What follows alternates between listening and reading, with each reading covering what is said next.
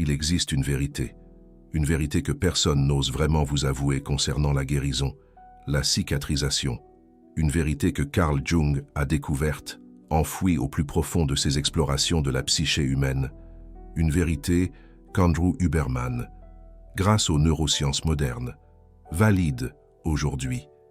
Et cette vérité, elle fracasse littéralement tout ce que vous pensiez savoir sur votre propre développement personnel, votre épanouissement. La vérité, c'est que pour guérir, pour renaître, vous devez d'abord vous briser. Et croyez-moi, il n'existe absolument aucun raccourci. Je ne parle pas ici d'un petit contretemps, d'un désagrément passager. Je parle d'une véritable déconstruction, un effondrement, une épreuve qui va vous pousser à remettre en question absolument tout ce que vous pensiez connaître sur vous-même. Une épreuve qui va détruire la personne que vous croyez être. Et c'est précisément ce qui doit arriver. Carl Jung a passé des décennies à étudier le processus d'individuation. Il a observé des milliers de patients traverser leurs crises les plus profondes, les plus intenses, et il a identifié un schéma, un modèle qui se répétait invariablement. Toutes les personnes qui ont réussi à opérer une transformation profonde, une métamorphose authentique, sont d'abord passées par une dissolution complète de leur identité antérieure, de leur ancien moi. Il a nommé cela le nigredo, la phase noire, le moment où tout ce que vous avez construit sur vous-même doit mourir. Et la plupart des gens fuient ce processus toute leur vie. Andrew Huberman, lui, explique ce qui se passe concrètement dans votre cerveau pendant cette période. Lorsque vous faites face à une crise d'identité profonde, votre cortex préfrontal, la région responsable de votre sens du « je », entre dans un état de réorganisation neurale.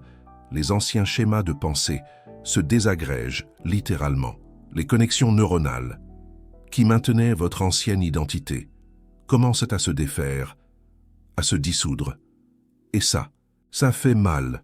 Ça fait mal d'une manière qu'aucun mot ne peut vraiment décrire adéquatement. Mais voici ce que les neurosciences modernes ont découvert. Ce processus de désintégration est absolument nécessaire pour que de nouvelles connexions, plus saines, puissent se former. Votre cerveau ne peut pas construire de nouveaux schémas. Par-dessus les anciens, il doit d'abord démolir la structure existante. La table rase. Imaginez une vieille maison avec des fondations compromises. Vous ne pouvez pas rénover cette maison en changeant simplement les meubles ou en repeignant les murs. La structure entière est menacée. Pour avoir une maison réellement sûre et fonctionnelle, vous devez tout démolir jusqu'aux fondations et reconstruire à zéro. Votre psyché fonctionne de la même manière. Carl Jung a identifié que la plupart des gens vivent avec une identité construite sur des fondations mensongères, des fondations faites d'attentes qui ne sont pas les leurs, des fondations faites de traumatismes, ça non résolu, des fondations faites de mécanismes de défense qui ont peut-être été utiles pendant l'enfance, mais qui aujourd'hui vous emprisonnent. Vous avez bâti toute votre vie sur ces fondations défectueuses. Et pendant des années, peut-être des décennies, cette structure a semblé tenir le coup. Vous avez réussi à sauver les apparences. Vous avez réussi à fonctionner dans la société. Vous avez réussi à vous convaincre que tout allait bien. Mais au fond, vous avez toujours su que quelque chose clochait, cette sensation de vide qui ne disparaît jamais complètement, cette anxiété qui surgit sans raison apparente, cette déprime qui vous rend visite aux moments les plus inattendus, cette colère qui explose pour des broutilles. Tous ces symptômes sont des signaux que votre structure est compromise. Ce sont des fissures dans les murs de l'identité que vous avez construite. Et vous pouvez passer toute votre vie à colmater ces fissures avec des distractions, des relations, des réussites professionnelles, des substances ou n'importe quoi d'autre qui vous aide à ne pas regarder la vérité en face, ou vous pouvez laisser la maison s'effondrer. Carl Jung était très clair sur ce point. La crise est le seul chemin vers une transformation authentique. Il n'existe aucun raccourci, aucune façon de contourner la phase de destruction. Toute tentative d'éviter l'effondrement est une tentative de maintenir une structure qui ne vous sert plus. Andrew Huberman explique que notre cerveau a une tendance naturelle à éviter la douleur. Cela a du sens d'un point de vue évolutif. Nos ancêtres, qu'est-ce qui évitèrent la douleur, avaient plus de chances de survivre. Mais ce mécanisme, qui a été si utile pour notre survie physique, devient un obstacle énorme pour notre évolution psychologique, parce que l'évolution psychologique requiert de traverser la douleur, de la vivre pleinement, et non de l'éviter. Lorsque vous tentez d'éviter la déconstruction, vous utilisez une quantité énorme d'énergie psychique pour maintenir en place une structure qui veut s'écrouler naturellement. C'est comme retenir un barrage qui est sur le point de céder. Vous pouvez y parvenir pendant un certain temps, mais éventuellement, la pression devient trop forte. Et lorsque le barrage finit par rompre, les dégâts sont bien plus importants que si vous aviez laissé l'eau s'écouler graduellement. Carl Jung a observé que les personnes qui résistent le plus longtemps au processus de transformation sont celles qui subissent les crises les plus dévastatrices, celles qui luttent contre le changement de toute leur force, finissent par être emportées par lui de la manière la plus violente possible.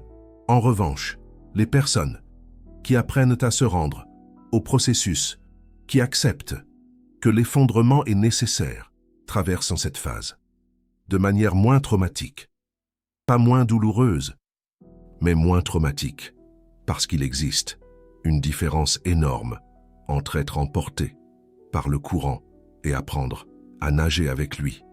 Andrew Huberman parle d'un concept appelé neuroplasticité, dépendante de l'état. Cela signifie que notre cerveau est plus apte à se réorganiser lorsque nous sommes dans certains états émotionnels spécifiques. Et l'un de ces états est justement l'état de vulnérabilité que nous expérimentons pendant une crise.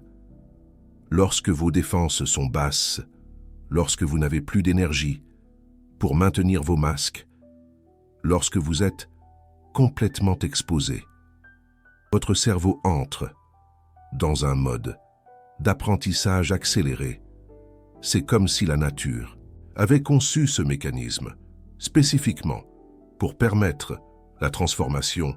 La douleur de la déconstruction n'est pas un effet secondaire indésirable. Elle est une partie essentielle du processus. Sans elle, la réorganisation neurale ne se produit pas de la même manière. Carl Jung a décrit ce processus en utilisant la métaphore de l'alchimie. Les anciens alchimistes, croyant que pour transformer le plomb en or, il était nécessaire de d'abord dissoudre complètement le matériau original. Ce n'est qu'après cette dissolution totale que le processus de transmutation pouvait commencer.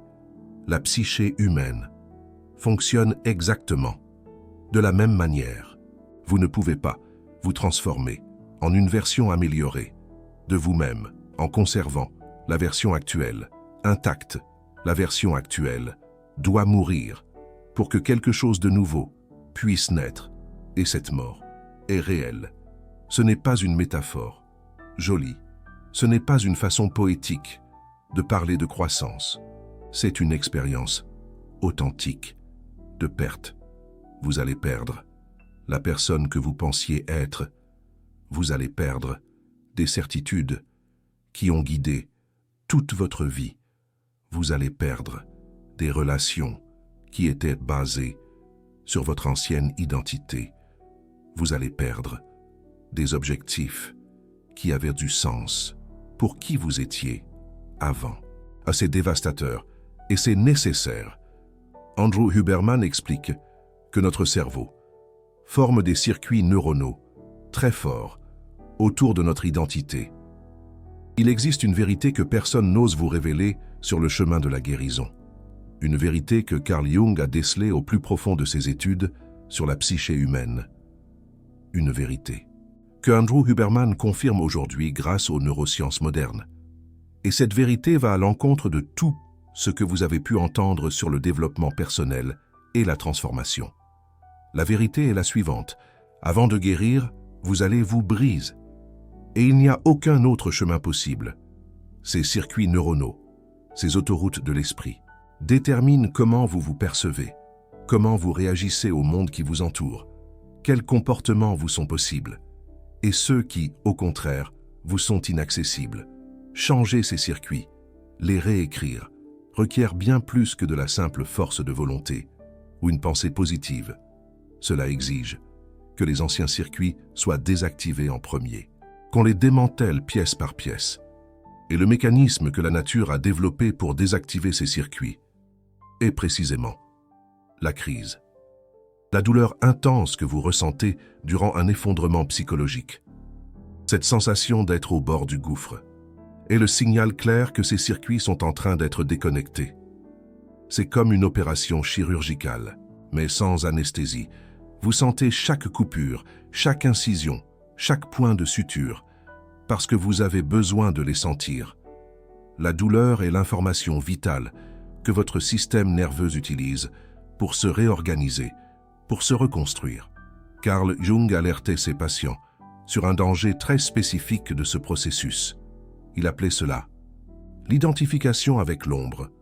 Durant cette phase de rupture, de déconstruction, où votre identité consciente est en train de se dissoudre, de s'évaporer, vous entrez en contact avec des parties de vous-même que vous avez maintenues réprimées, enfouies, cachées, toute votre vie, votre rage, votre peur la plus profonde, votre honte, votre envie, vos désirs les plus primitifs, tout ce que vous avez dissimulé à vous-même et au monde entier commence à émerger avec une force brute. Et il existe une tentation énorme, une sirène qui chante pour vous perdre, celle de vous identifier complètement à ce matériel sombre, d'être convaincu que c'est cela qui vous êtes réellement, de conclure que la personne que vous prétendiez être n'était qu'un mensonge, une façade, et que votre véritable moi est ce monstre intérieur qui est maintenant exposé au grand jour. C'est une erreur fatale. L'ombre n'est pas plus vraie que la persona, que le masque social que vous portez. Les deux sont des parties fragmentées, d'une totalité bien plus grande. L'objectif de ce processus n'est pas de remplacer un masque par un autre, mais d'intégrer toutes les parties en quelque chose de nouveau et de plus complet, d'harmonieux. Andrew Huberman explique comment le système nerveux autonome répond à l'exposition de matériel traumatique, de souvenirs enfouis. Quand des contenus réprimés émergent, votre corps entre en état d'alerte, de menace perçue. Le système sympathique est activé, vos niveaux de cortisol et d'adrénaline montent en flèche. Vous pouvez expérimenter des symptômes physiques intenses, comme de la tachycardie, des sueurs froides, des tremblements incontrôlables et une difficulté à respirer, comme si vous étiez étouffé. Ces symptômes, ces manifestations physiques, ne sont pas des signes que quelque chose ne va pas. Ce sont des signes que le processus est en train de fonctionner. Votre corps est en train de traiter des expériences, des émotions qui sont restées figées, gelées pendant des années, voire des décennies. Et ce processus, cette libération, est physiquement intense. Beaucoup de personnes confondent ces symptômes avec un effondrement mental, une descente aux enfers, et se précipitent pour les supprimer, les étouffer avec des médicaments ou des distractions, des béquilles émotionnelles, et dans certains cas, un soutien professionnel. Une thérapie est absolument nécessaire, mais l'impulsion de supprimer complètement ces symptômes peut interrompre le processus de guérison avant qu'il ne se complète, avant qu'il ne puisse porter ses fruits. Carl Jung insistait sur le fait que la traversée de l'ombre, doit être complète, intégrale. Il ne sert à rien de faire demi-tour. Lorsque les choses deviennent trop difficiles, trop douloureuses, il ne sert à rien de ne traiter que les parties de l'ombre, qui sont acceptables, socialement désirables. Vous devez traverser la vallée entière, aussi sombre et effrayante qu'elle puisse paraître, parce que de l'autre côté de cette vallée se trouve quelque chose que Carl Jung appelait le soi, le self. Le soi est la totalité de votre psyché. C'est qui vous êtes vraiment, quand tous les masques tombent et que toutes les fragmentations sont intégrées, harmonisées. Et vous ne pouvez trouver le soi qu'après avoir traversé complètement l'obscurité. Andrew Huberman décrit cela, en termes neurologiques, comme la création d'un nouveau réseau neuronal intégré, quand vous traitez complètement le matériel traumatique et que vous intégrez des aspects dissociés de vous-même. Votre cerveau forme littéralement de nouvelles connexions entre des régions qui étaient auparavant déconnectées, isolées. Le résultat est une forme de fonctionnement plus intégrée et plus efficace. Vous ne dépensez plus d'énergie à maintenir des parties de vous-même séparées. Vous ne vivez plus dans un conflit interne constant. Vous devenez plus entier, plus aligné. Mais voici le problème.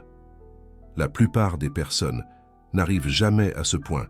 Elles commencent le processus de rupture, de déconstruction, et ensuite, elles reculent. Elles sentent le début de la dissolution, et elles paniquent.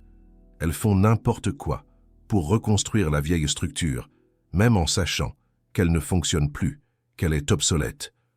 Carl Jung a identifié plusieurs formes de résistance que les personnes utilisent pour éviter la transformation. La première, et la plus courante, est l'intellectualisation. Vous lisez des livres sur le développement personnel, vous regardez des vidéos sur la psychologie, vous comprenez théoriquement ce qui doit arriver, mais comprendre n'est pas la même chose que vivre. Vous pouvez avoir une carte parfaite du territoire, une connaissance encyclopédique du chemin, mais si vous ne mettez jamais les pieds sur le sentier, vous n'arriverez jamais à destination. L'intellectualisation est une forme sophistiquée d'éviter l'expérience directe. C'est une défense de l'ego qui se déguise en progrès. Vous vous sentez évoluer parce que vous connaissez les concepts. Mais votre corps, vos émotions, vos schémas de comportement restent exactement les mêmes. Andrew Huberman parle de la différence entre la connaissance cognitive et la connaissance somatique. La connaissance cognitive est dans votre tête, elle est intellectuelle. La connaissance somatique est dans votre corps, elle est ressentie. Pour qu'une transformation réelle se produise, la connaissance doit descendre de la tête vers le corps, et cela ne se produit qu'à travers l'expérience directe, pas à travers l'analyse, pas à travers la compréhension intellectuelle, à travers l'expérience vécue, sentie, incarnée. Une autre forme de résistance que Carl Jung a identifiée est la projection. Au lieu de reconnaître que le problème est à l'intérieur de vous, vous le projetez sur les autres. C'est la faute de votre conjoint, c'est la faute de vos parents, c'est la faute de la société, c'est la faute de n'importe quelle personne ou circonstance extérieure, sauf vous-même.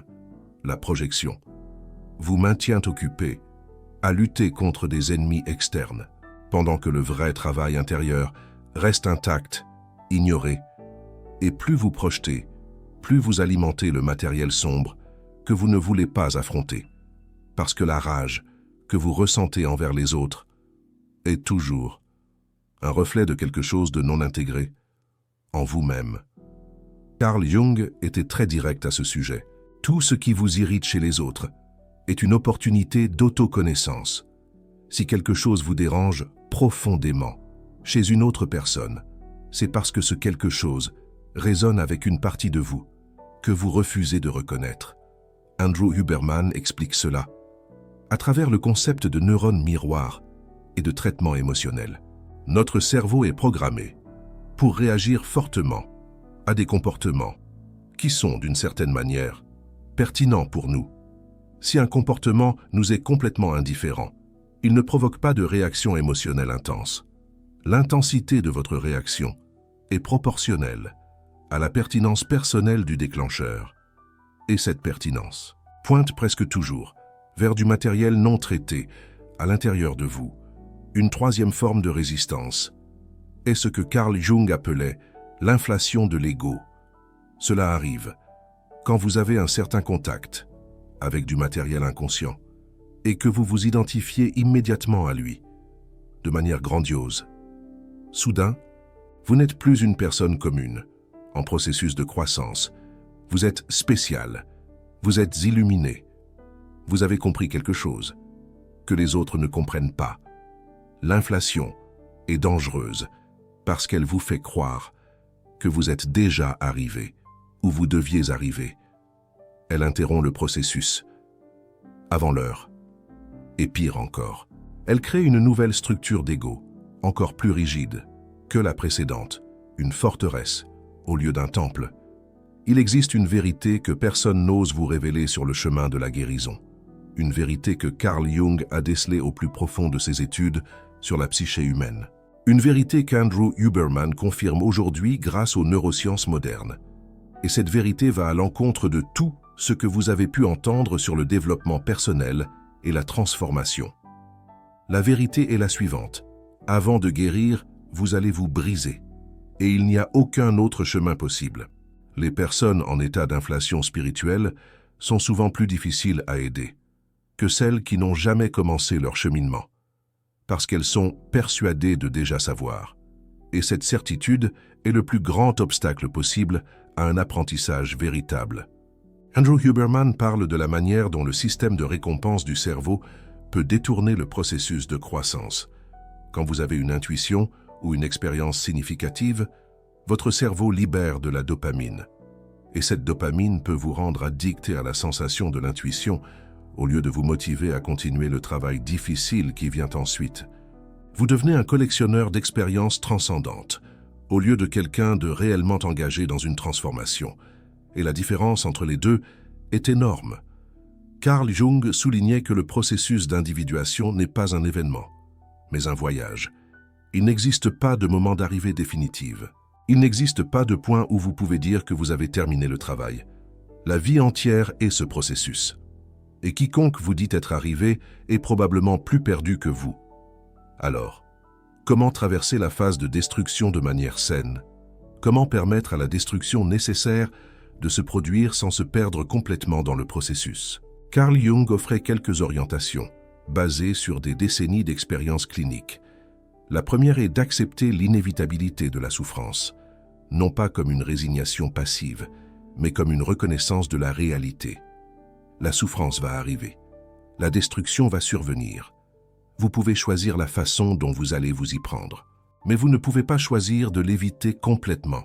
Andrew Huberman appuie cette idée, avec des données sur la relation entre l'acceptation et la résilience. Les personnes qui pratiquent l'acceptation du moment présent, même lorsque ce moment est douloureux, montrent une meilleure régulation du système nerveux et une récupération plus rapide face aux événements stressants. La résistance à la souffrance amplifie la souffrance. L'acceptation n'élimine pas la douleur, mais empêche qu'elle se multiplie. La deuxième orientation de Carl Jung est de maintenir une forme de témoin intérieur, même au milieu de la dissolution la plus intense. Une partie de vous doit rester comme observateur, non pas distante et dissociée, mais présente et consciente. Ce témoin est ce qui vous empêche de vous perdre complètement dans l'obscurité. Andrew Huberman relie cela à la fonction du cortex préfrontal comme régulateur des émotions. Quand vous parvenez à observer votre expérience tout en la vivant, vous activez des circuits cérébraux qui aident à moduler l'intensité émotionnelle. Vous souffrez, mais vous n'êtes pas complètement englouti par la souffrance. La troisième orientation est de rechercher du soutien. Carl Jung n'a jamais prétendu que le processus d'individuation devait être fait seul. Il avait lui-même un analyste pendant les années les plus intenses de sa propre crise. Et il voyait la relation thérapeutique comme un container SER, où le travail dangereux de l'âme pouvait se dérouler. Tout le monde n'a pas accès à une thérapie de qualité, mais le principe reste le même. Vous avez besoin d'au moins une personne qui puisse témoigner de votre processus sans jugement. Quelqu'un qui ne va pas essayer de vous réparer, de vous distraire ou de vous faire arrêter de ressentir. Quelqu'un qui sera simplement présent pendant que vous traversez le feu. Andrew Huberman parle de l'importance de la co-régulation pour le système nerveux. Quand nous sommes dans un état d'activation intense, la présence calme d'une autre personne peut aider notre système à s'autoréguler. C'est un mécanisme biologique basique que nous avons développé en tant qu'animaux sociaux. L'isolement pendant la crise aggrave presque toujours les choses, non pas parce que vous avez besoin de conseils ou de solutions, mais parce que votre système nerveux a besoin de la présence régulatrice d'un autre être humain. La quatrième orientation de Carl Jung est de faire confiance au processus. C'est peut-être la plus difficile de toutes, parce qu'au milieu de l'obscurité, il n'existe aucune garantie que la lumière va revenir. Il n'existe aucune preuve que vous allez sortir intact de l'autre côté. Vous opérez purement dans la FOA. Mais Carl Jung a observé à plusieurs reprises que la psyché a une tendance naturelle à la guérison et à l'intégration, quand vous arrêtez d'interférer et que vous permettez au processus de suivre son cours naturel. Quelque chose d'intelligent à l'intérieur de vous commence à travailler. Carl Jung appelait cela la fonction transcendante. C'est la capacité innée de la psyché à créer des synthèses entre les opposés. Vous n'avez pas besoin de savoir comment vous allez guérir. Vous avez juste besoin d'arrêter d'entraver la guérison. Andrew Huberman confirme cela en parlant des mécanismes d'auto-réparation du système nerveux. Notre cerveau travaille constamment pour revenir à un état d'équilibre. Quand nous retirons les obstacles, comme la suppression chronique et la résistance constante, le système trouve son propre chemin de retour à la santé. La cinquième orientation, et peut-être la plus importante, est de se rappeler que la destruction n'est pas la fin. C'est le milieu. C'est nécessaire. Mais ce n'est pas permanent. Il existe une vie de l'autre côté. Il existe une version de vous qui n'est pas encore née, attendant d'émerger des cendres. Carl Jung parlait de cela en utilisant le mythe du phénix, l'oiseau qui doit brûler complètement pour pouvoir renaître, et il soulignait que le feu est réel. Les cendres sont réelles. La mort de la vieille identité est réelle. Mais la renaissance est aussi réelle. Et la personne qui renaît n'est pas la même que celle qui est morte. C'est quelque chose de nouveau. Quelque chose qui ne pourrait pas exister si l'ancienne version était encore vivante. Quelque chose qui porte les cicatrices du voyage, mais qui porte aussi une force et une intégrité qui étaient impossibles auparavant. Andrew Huberman décrit cela comme la formation d'une nouvelle architecture neuronale, après que les anciens schémas sont déconstruits et que le matériel refoulé est intégré. De nouvelles connexions se forment. Ces connexions sont plus flexibles, plus résilientes et plus adaptatives que les anciennes. Vous devenez littéralement une personne différente. Pas seulement métaphoriquement, mais neurologiquement. Votre cerveau change. Votre façon de traiter le monde change. Vos réactions automatiques changent. Vous avez accès à des ressources internes qui étaient bloquées auparavant. Et cela nous amène à une question fondamentale.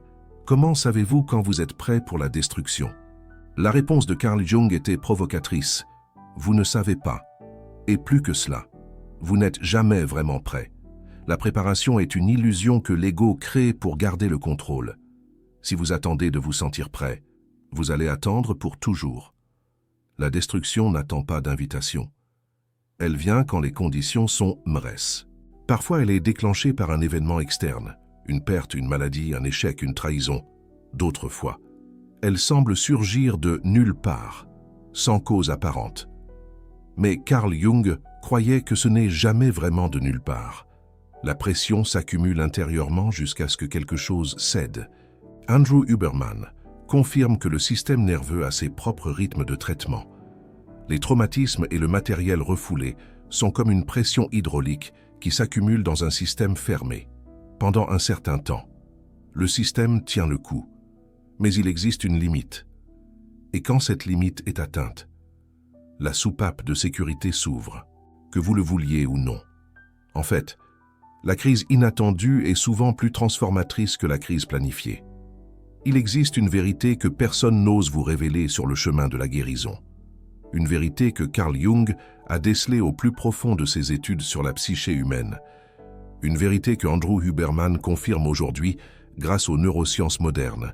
Et cette vérité va à l'encontre de tout ce que vous avez pu entendre sur le développement personnel et la transformation. La vérité est la suivante. Avant de guérir, vous allez vous briser. Et il n'y a aucun autre chemin possible. Parce que, voyez-vous, lorsque vous planifiez votre transformation, vous essayez encore de contrôler le processus. Et le contrôle, c'est exactement ce qui doit mourir. C'est la fin d'une époque. L'ego désire une transformation seureuse. L'ego aspire à un épanouissement confortable. L'ego veut évoluer sans perdre le moindre fragment de lui-même. Mais cela, c'est une chimère. C'est un vœu pieux. La nature même de l'ego. Cette construction fragile doit se dissoudre, se désagréger, pour qu'enfin, quelque chose de plus grand puisse émerger. Carl Jung, ce grand explorateur de l'âme humaine, utilisait l'expression « mort de l'ego » pour décrire ce processus délicat. Et il était extrêmement vigilant à distinguer cela de l'anéantissement pur et simple. L'ego n'est pas détruit pour toujours. Non, il est dissous, comme du sucre dans l'eau, puis reconstitué, réassemblé, sous une forme plus souple, malléable, et surtout moins dominante, moins tyrannique, avant la casse, avant cette rupture intérieure. Vous vous identifiez totalement à votre ego. Vous croyez dur comme fer que vous êtes vos pensées, vos opinions, vos réussites éclatantes, vos échecs amers, votre histoire, le récit que vous vous faites de vous-même. Il n'existe aucune séparation, aucun recul possible entre vous et la narration, parfois romancée, que vous vous racontez à longueur de journée, après la casse. Après cette remise en question fondamentale, vous réalisez que l'ego n'est qu'un outil, un instrument utile, certes, pour naviguer dans le monde, pour interagir avec les autres, mais en aucun cas, la totalité de ce que vous êtes. Vous possédez un ego, mais vous n'êtes pas votre ego. Cette distinction, subtile mais profonde, change absolument tout. C'est une révolution intérieure. Andrew Huberman, en s'appuyant sur la puissance des neurosciences, nous explique cela à travers le prisme de la conscience. Il existe différents niveaux de traitement de l'information dans le cerveau, des strates de conscience. L'ego, cette instance psychique, est associée aux fonctions exécutives du cortex préfrontal, le centre de commandement du cerveau. Mais il existe d'autres formes de conscience, plus intuitives, plus profondes, qui opèrent à des niveaux différents. Lorsque vous vous désidentifiez de votre ego, lorsque vous prenez du recul, vous ne perdez pas la capacité de planifier, d'analyser ou de fonctionner de manière exécutivoire. Pas du tout. Vous cessez simplement de confondre ces fonctions, ces outils, avec la totalité de votre être. Vous accédez à des formes de savoir, à des manières d'être, qui étaient obscurcies, voilées, par la domination, la tyrannie de l'ego. Carl Jung, encore lui, parlait de l'axe ego-soi, avant l'individuation, ce processus de développement personnel. L'ego se comporte comme s'il était le centre, l'alpha et l'oméga de la personnalité. Après l'individuation, après ce long et sinueux chemin, l'ego reconnaît qu'il existe un centre plus vaste, plus profond, le soi, dont il n'est qu'une partie, une composante, ce changement de perspective, cette révolution copernicienne intérieure est libérateur d'une manière difficile à décrire avec des mots. C'est comme passer sa vie entière à croire que vous êtes le personnage d'un film, et soudainement, prendre conscience que vous êtes aussi le réalisateur, le scénariste, et la caméra elle-même. Vous ne cessez pas d'être le personnage, mais votre relation avec lui change fondamentalement. Maintenant, il y a un point important que je dois aborder, que nous devons clarifier ensemble. Toute casse, toute rupture, ne mène pas à la guérison, à la cicatrisation. Toute souffrance n'est pas transformatrice. Il existe une différence cruciale, fondamentale, entre traverser consciemment l'obscurité et simplement être détruit par elle. Carl Jung, toujours lucide, nous mettait en garde contre le danger de la régression sans retour. Certaines personnes, Sophie, Pierre, tombent dans l'abîme et ne parviennent pas à en ressortir. La dissolution, qui était censée être temporaire, devient permanente, au lieu de renaître de leurs cendres. Comme le phénix, elle reste fragmentée, brisée.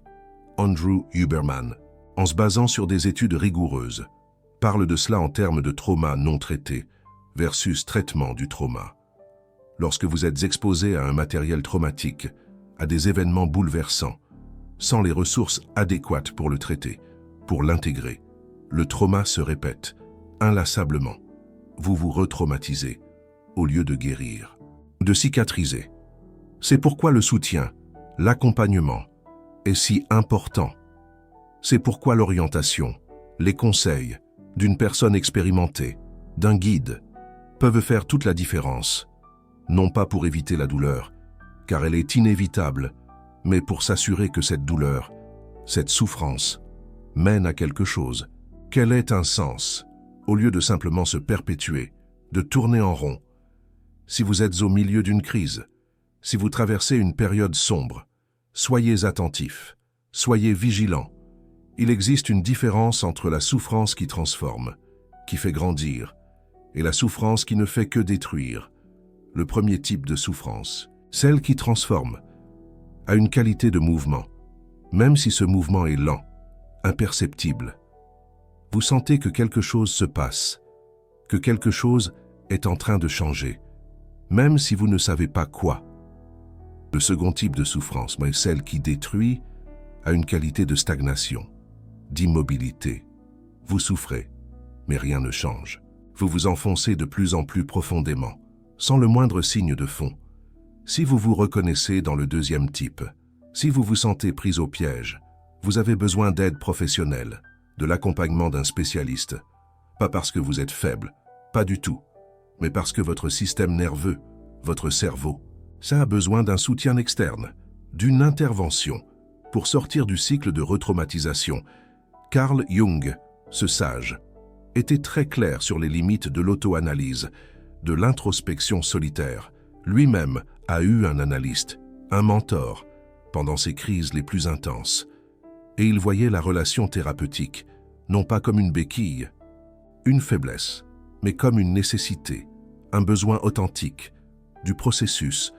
Andrew Huberman, le neuroscientifique, appuie cela avec des données, avec des preuves scientifiques, sur l'importance de la régulation relationnelle. Notre système nerveux, notre cerveau, a évolué dans un contexte social. Il a besoin d'autres personnes, de relations saines, pour se réguler adéquatement, surtout dans les moments de stress extrême. Alors, si vous lisez ou écoutez ceci, et que vous vous reconnaissez au milieu d'une casse, au milieu d'une période sombre, sachez certaines choses. Premièrement, vous n'êtes pas en tort de souffrir. La souffrance n'est pas un signe d'échec. C'est le signe que quelque chose est en train de changer. Quelque chose qui avait probablement besoin de changer depuis longtemps. Deuxièmement, l'intensité de ce que vous ressentez est proportionnelle à la profondeur du changement qui est en train de se produire. Si la douleur est dévastatrice, c'est parce que la transformation sera également dévastatrice, dans le bon sens du terme. Troisièmement, vous allez vous en sortir. Vous allez traverser cette épreuve. Pas parce que je vous promets une fin heureuse, facile. Non, mais parce que la nature de la psyché, de l'âme humaine, est de se mouvoir en direction de l'intégration, de l'unité, si vous ne résistez pas au processus. Si vous permettez qu'il suive son cours, vous allez émerger de l'autre côté, différent, transformé, plus entier, plus vivant. Quatrièmement, recherchez du soutien. Ne faites pas l'erreur d'attendre d'être complètement détruit, complètement anéanti, pour demander de l'aide. Il n'y a aucun héroïsme à souffrir seul. Ce qui existe, c'est l'entêtement de l'ego, déguisé en force. Cinquièmement, faites confiance au timing, à l'ordre des choses. La casse, la rupture, se produit maintenant. Parce que c'est le moment opportun. Il n'aurait servi à rien qu'elle se produise avant, parce que vous n'aviez pas les ressources nécessaires pour la traverser. Il n'aurait servi à rien qu'elle se produise après, parce que la pression, la tension, aurait continué à s'accumuler. Carl Jung, encore lui, avait une phrase, un aphorisme, qui résume beaucoup de cela. Ce à quoi vous résistez persiste. Ce que vous regardez en face transforme. La casse, la rupture, est inévitable pour quiconque souhaite véritablement guérir, se transformer. Il n'existe aucun raccourci, aucune voie détournée. Il n'existe pas de moyen de sauter la phase sombre. Mais il existe une façon de la traverser qui mène à la lumière. Et il existe une façon de la traverser qui mène seulement à plus d'obscurité. La différence réside dans votre orientation intérieure, dans votre attitude. Si vous considérez la casse, la rupture, comme un ennemi à abattre, vous allez lutter contre elle jusqu'à l'épuisement. Et cette lutte, cette résistance, va prolonger et intensifier la souffrance si vous considérez la casse, la rupture, comme un processus nécessaire, douloureux mais significatif. Vous pouvez vous y rendre, vous pouvez lâcher prise, non pas passivement, en vous laissant submerger, mais activement, en choisissant de traverser plutôt que de résister. Et ce choix, cette décision, change absolument tout.